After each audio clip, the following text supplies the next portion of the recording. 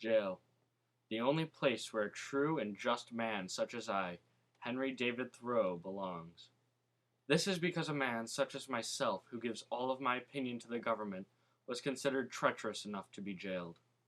The only way people can give any sort of opinion to their government is by opposing what they disagree with. When they surrender themselves to the government, they lose anything they could live for. To take one's property or to imprison them. Both are effective because the pure folks don't spend time gaining property.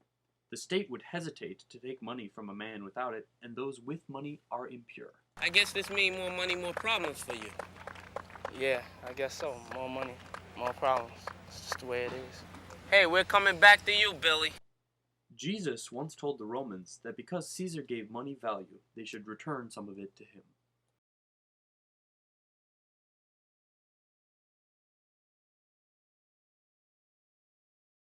If I want to live comfortably, it is impossible for me to live honestly. Living honestly means withdrawing from the protection of the state and becoming self-reliant. But if you do this, you must be wary of the consequences pertaining to your property that will surely follow. It's not wise for me to attain a respectable piece of land, but rather to live and depend solely on myself. And until the day comes where I absolutely need the government for an endeavor, I will refuse its allegiance, for it is less costly in nearly every way to do so. The state once asked me to pay funds to a church that my father attended, despite me not attending. I do not see the logic in the state requiring a teacher to support a clergyman, for the clergyman should support the teacher. I wrote to the local government to tell that I did not attend the church in question. I no longer received these requests. He failed to punish me. Although I was confined, I felt free. I was mostly alone, but when people would enter and speak with me, I only yearned for the moment they would leave. Being alone was much better than having the company of my townsmen. Deep thinking was much more valuable to me in that cell than the opinions of those that endeavored to speak to me. However, I could think deeply alone at home. This form of punishment was a waste of time.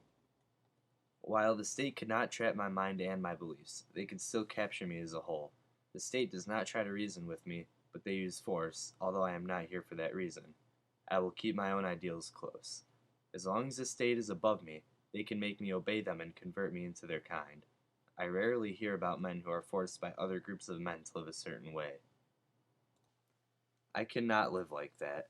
The government will try to take either my money or my life, and I will not quickly give them my money.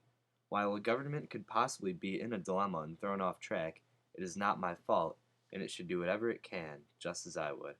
I realize that as two units grow with one another, eventually one will rise over the other and may take it over, although they both progress to their utmost potential.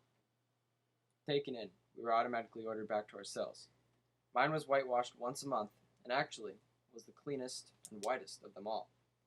Along two windows, my cellmate and I slept. He was in for burning a barn to its ashes. He claims not to have done it, but I can only imagine him stumbling drunk with a pipe in his mouth and setting it ablaze. As he spoke, I noticed failed attempts to escape outside the windows, and it humored me to notice such things.